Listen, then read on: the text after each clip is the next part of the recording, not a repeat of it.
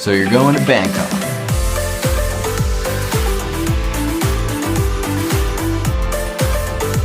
So if you are going to Thailand, you are most likely going to be flying into Bangkok. It is the capital city of Thailand. Bangkok is a huge city with a huge population, and it can be a little bit overwhelming if you don't know how to navigate it properly. Now, if you're flying from North America like I did and you're flying into Bangkok, you are most likely going to have a layover on the way. It's very rare that you have a direct flight to Bangkok unless you're paying like a crazy amount of money for some sort of fancy flight. One thing when you're booking your flight is with the inevitable layover, make sure that it is a reasonable amount of time. Now, I want to make something very clear. It is not worth a 12-hour layover to save like $100, because we did that on the way back from Thailand and it was a huge mistake. It was 12 hours in the middle of the night, nothing was open. We were in the airport, basically in that area by ourselves. We had to try and sleep on the chairs that were there, and it was terrible. Don't do it. Now, if I could recommend any place to stay in Bangkok, it would be where I stayed, which was the Rambutri Village Plaza. I cannot recommend this place enough, especially because I have seen other areas of Bangkok and I've stayed in other areas of Bangkok, and it was nowhere near as nice as this.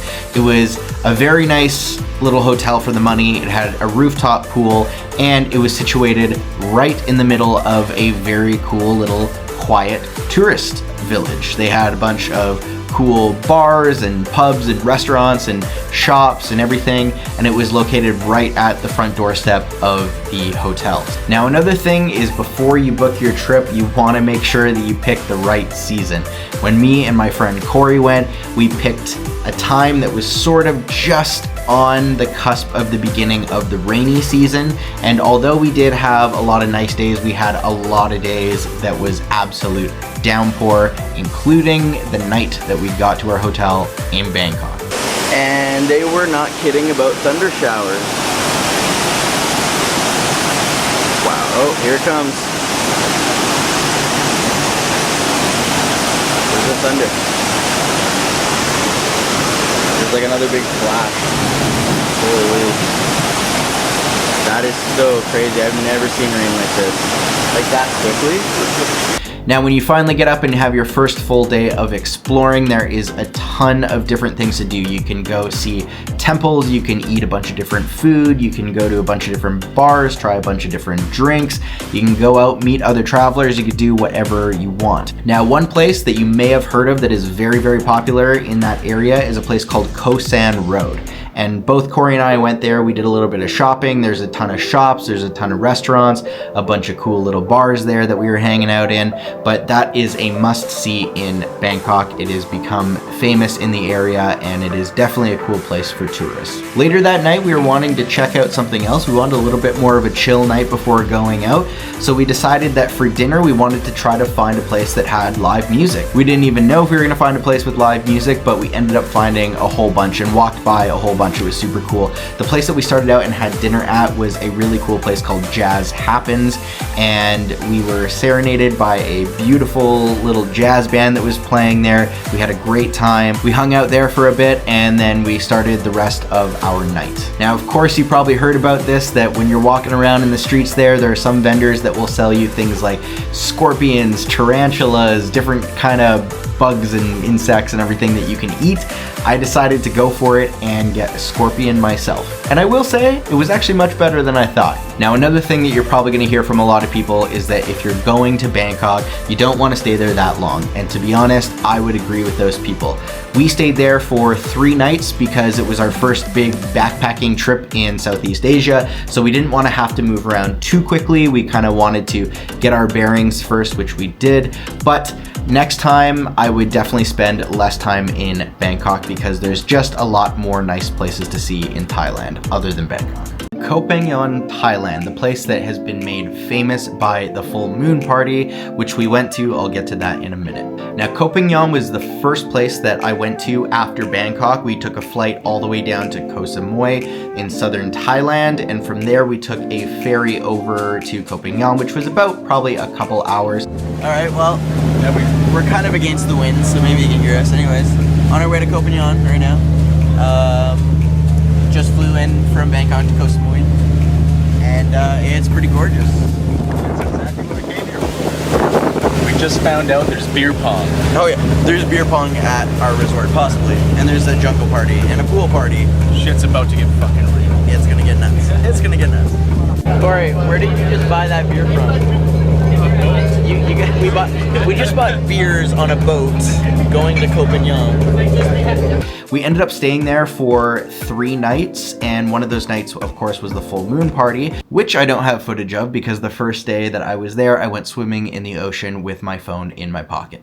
So, yeah. We had a fun time nonetheless. There are a few things to remember on this island, especially if you are going to the full moon party. So, regardless of where you go, it's pretty close to get around there, especially if you rent a scooter. Now, Corey and I did rent a scooter when we were there. It was a little bit short-lived because Corey did end up crashing his scooter and he got banged up pretty bad and had to go to the clinic to get bandaged up, but he ended up being okay. He made it through the rest of the trip. As you can see.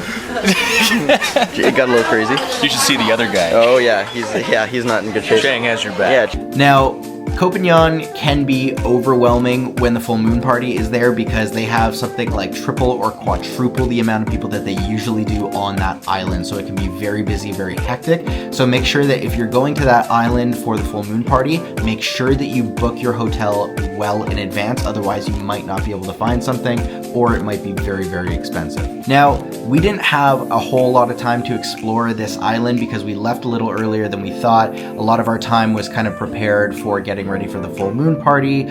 Also, our resort had a jungle party as well, so we were kind of stuck in our resort for that. And we didn't really have a lot of time to explore, which I wish that we did because I heard it's a really beautiful island and we didn't have as much time to check it out as I would have wanted to. My recommendation would be if you're staying on the island for a few days, definitely rent a scooter while you're there because then you have some time to go and explore and really check out all the beautiful parts of the island. Now let's talk about the famous full moon party.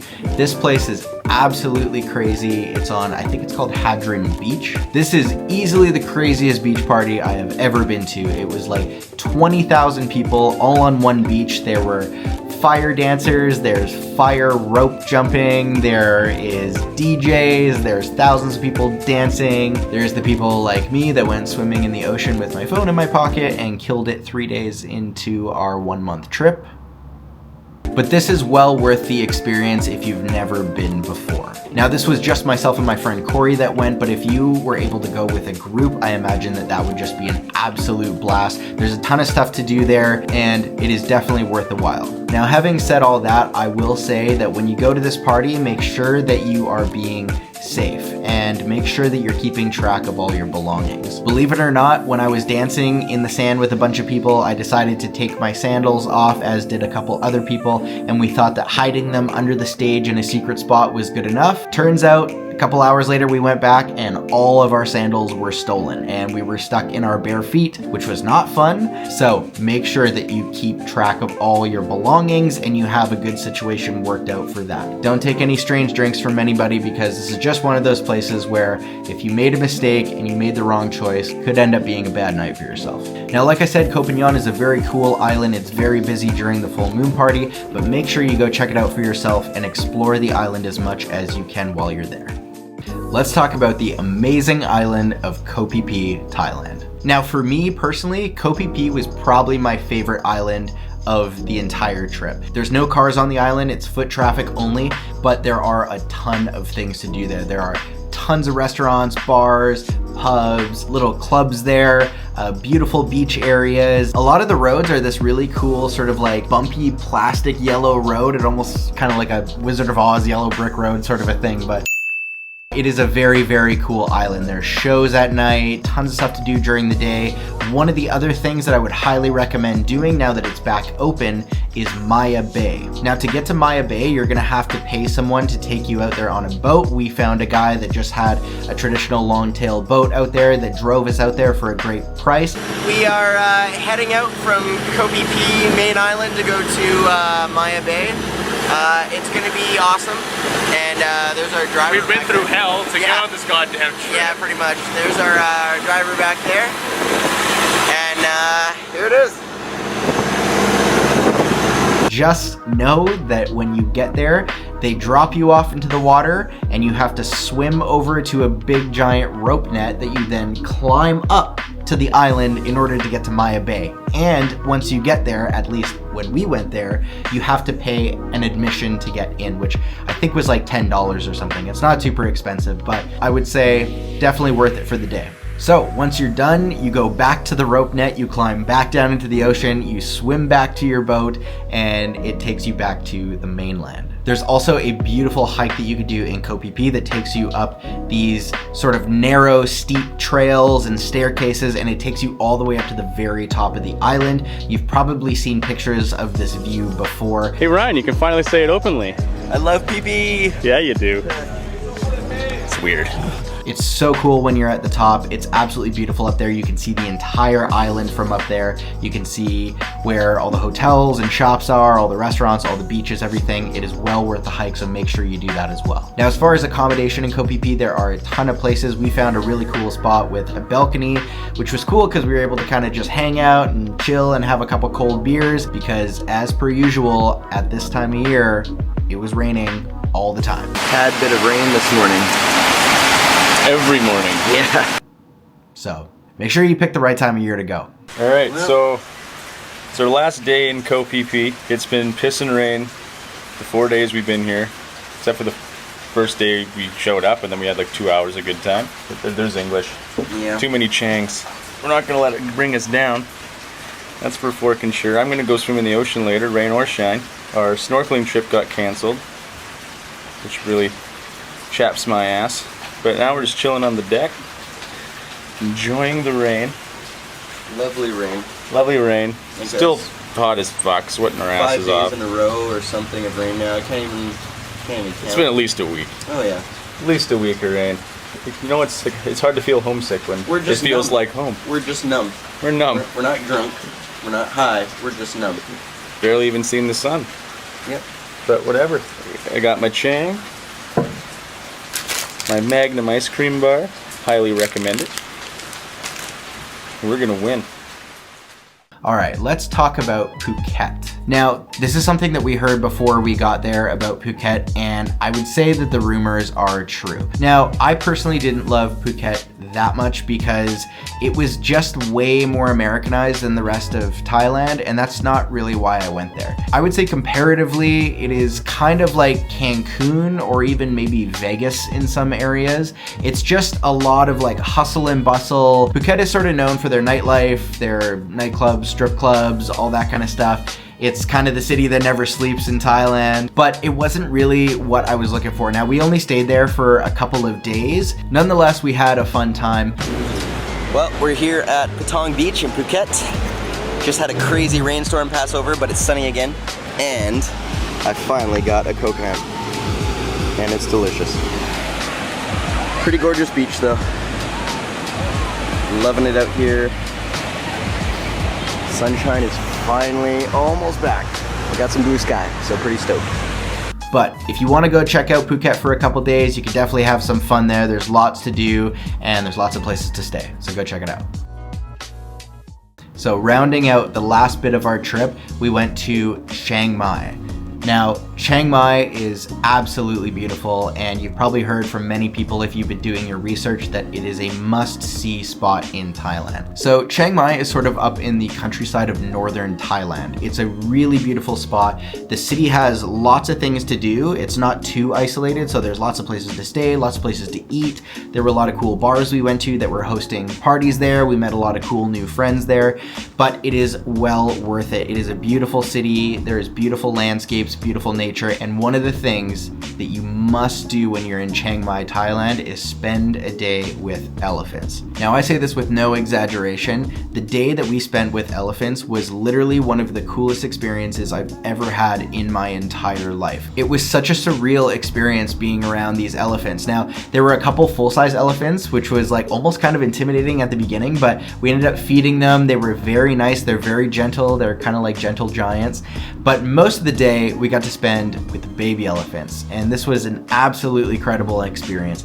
We kind of first got to know them in a field. We were feeding them bananas. There were these little rice ball snacks that some of the guides had made that they gave to us that we were feeding to the baby elephants, and they were super cute. It was a lot of fun hanging out with them. So we started out by just getting to know them. The elephants get familiar with you, and then we do a little bit of a hike with them. So we hike up this kind of mountainous area, and then we go up to this sort of little hut area where we just hang out with them, we feed them some more, and take some pictures, take some video.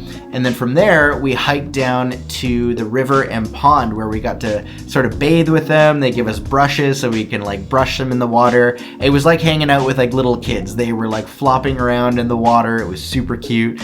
And we just had a blast doing it. It was so cool. Before we knew it, the day was already over and we had to say goodbye to the elephants, which was sad. But if you go to Chiang Mai, make sure that you spend a day with elephants. Now, another side note to really keep in mind that's very important is if you find any elephant tourism companies that are offering to let you ride the elephants, do not partake in this. They do not treat the elephants well.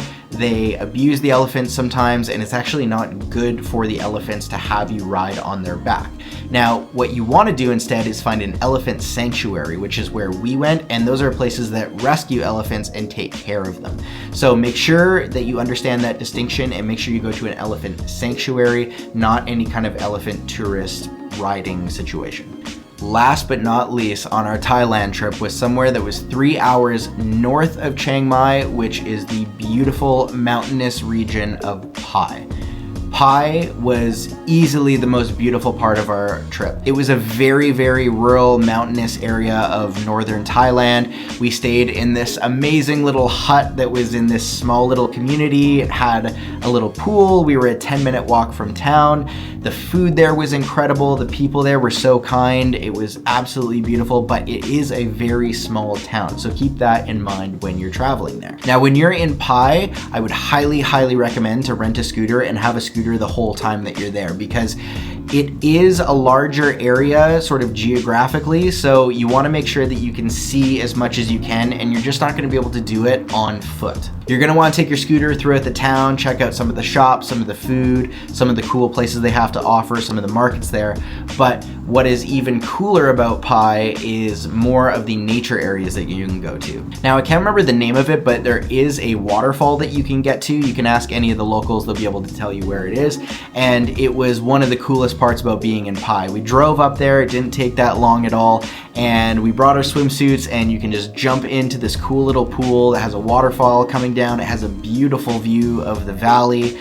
Well worth it if you're going up there. Now, one other spot that you must see before you leave Pai is Pai Canyon. This is so beautiful. It is this sort of like red rock kind of canyon look to it. It has all these little trails that you can walk through. And if you're going up there, the best time to go is sunset. That's when we went, and it was absolutely gorgeous up there. It's such a cool thing to see. There's lots of trails you can walk around on, and it's a really cool place to spend an evening. So Chiang Mai, Thailand, a must do while you are there. Now, when we were traveling Thailand, we did it for 1 month, and 1 month almost didn't even feel like enough time. There is so much more that we could have seen. You could spend several months there. So I definitely want to make sure that I go back and check it out again. So if you're planning a trip yourself, I hope this helps. Make sure you do your research before you go. But one thing I could say is you're going to have an absolute blast. So good luck with everything and have a blast.